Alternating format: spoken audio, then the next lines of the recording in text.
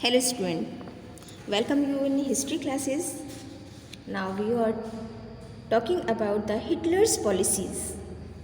In the previous video, we have discussed about the Hitler's biography and Hitler's nature. The first point is destruction of democracy. This is our first point. On 30 January 1933, President Hindenburg offered the chancellorship to the Hitler. In that time, that was the highest position in the cabinet of ministers. In that time, the Nazis and Hitler's followers managed to rally the conservatives to their cause. Hitler set out the dismantling the structure of democratic rule.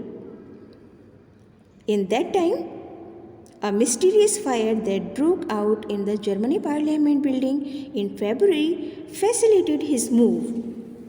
The fire decree of 28 February 1933 identified the suspended civic rights.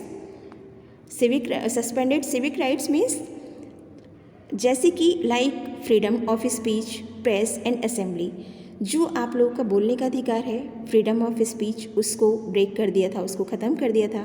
Press की जो rights होते हैं, press की freedom है, उसको ban कर दिया था। एंड असेंबली, और असेंबली जो थी वो अपने अकॉर्डिंग रूल्स रेगुलेशन के द्वारा चलाई जा रही थी।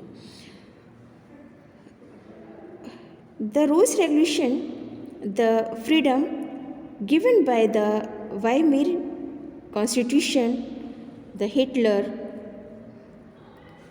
suspended these rights. We can say it. Then he turned on his arch enemies, and communities. Next, the famous policy of Hitler, we can say, the concentration camp. The first point is, what is the concentration camp? A camp where people were isolated and detained without due process of law. बिना किसी law, without any reason उनको बहुत ज़्यादा detain किया जाता था। उनको Nazism policy के लिए जो फोर्स किया जाता था कि वो उस पॉलिसी को माने। Next is the enabling act. What is the enabling act? We discuss about this topic. On 3rd March 1933, a famous Enabling Act was passed.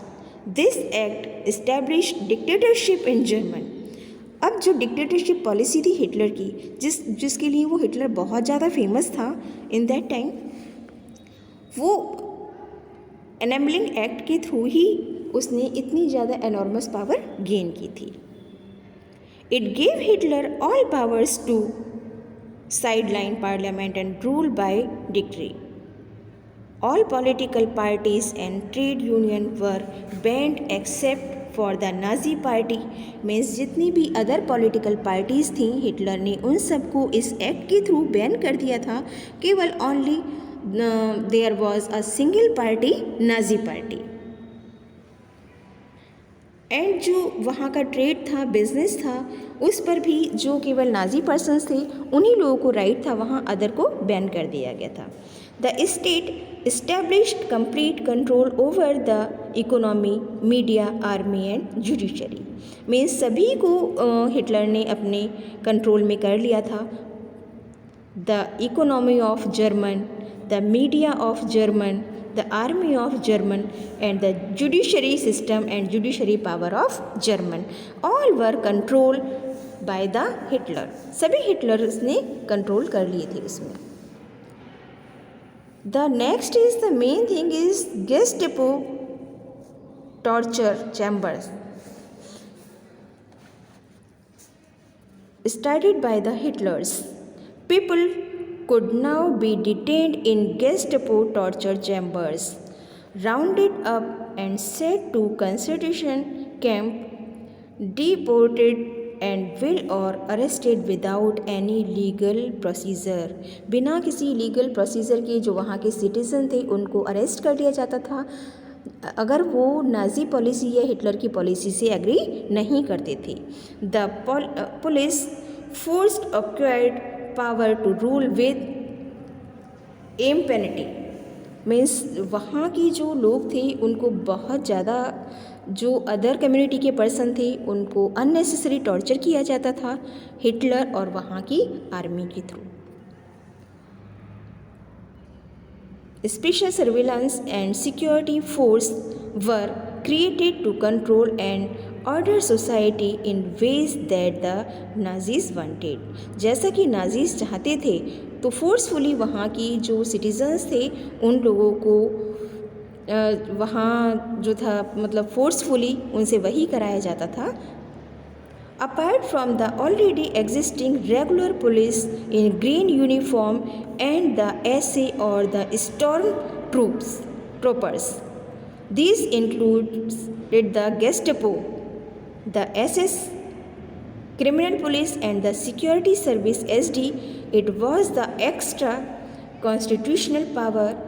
इन सभी को अतिरिक्त जो थी एक्स्ट्रा कॉन्स्टिट्यूशनल पावर दी गई थी ताकि वहाँ जो नाजीज आइडियोलॉजी थी उसको पूरी तरह से फॉलो कराया जाए. Student, please it is my humble request to all my student, in the end of video you will go in the comment box and write your name and give your presence. Thank you. Have a nice day.